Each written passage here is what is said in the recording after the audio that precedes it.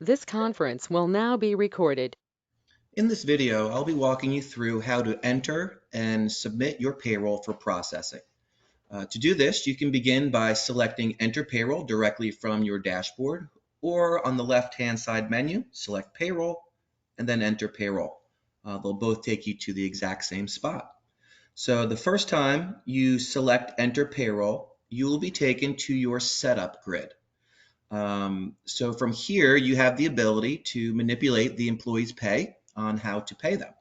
So first, on the left-hand side, we see additional options.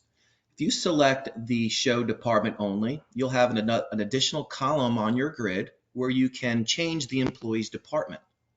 If you select Location and Department, you can change the employee's location.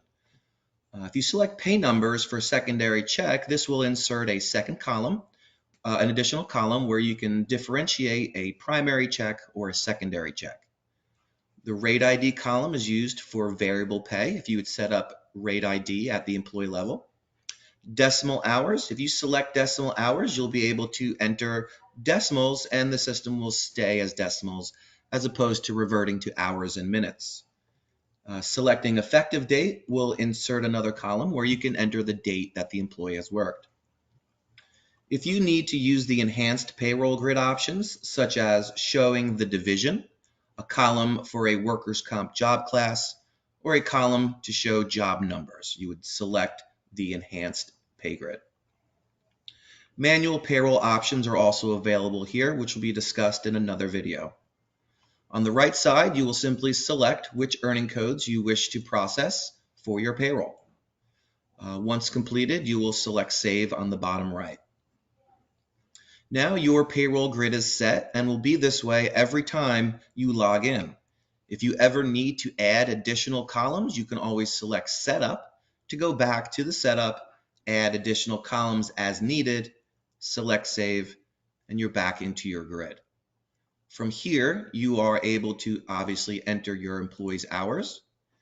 If you need to duplicate an employee's line, you simply highlight the line, select Add on the bottom, and now you have two lines for the employee if you needed to manipulate their pay to a secondary check or another department. Once you've added all the hours that you need to add, you can hit save.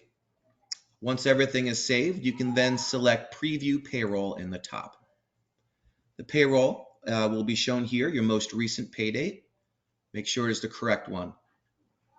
You have the option to change your check date to a manual check date if you like. You would just need to enter that date.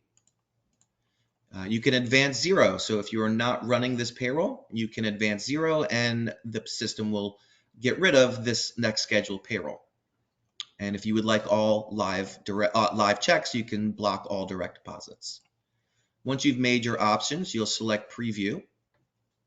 And the system will now do the calculations of the gross to net breakdown and everything that you've entered in the system. If you have any errors or warnings, it will be displayed once the processing is completed. And again, some of these may be just warnings that you have to, just look at. Some employees don't have time. The accrual for vacation isn't set up, and employees don't have enough pay for their deductions. On the right-hand side, you can immediately see your estimated payroll expense. So without even viewing your preview, you can take a look and see if you're close, if you've entered extra zeros somewhere here and there. By selecting View Preview, it will open up in our report viewer the preview of the payroll that you've just run. From here, you can print it, save it, or even email it over to someone else.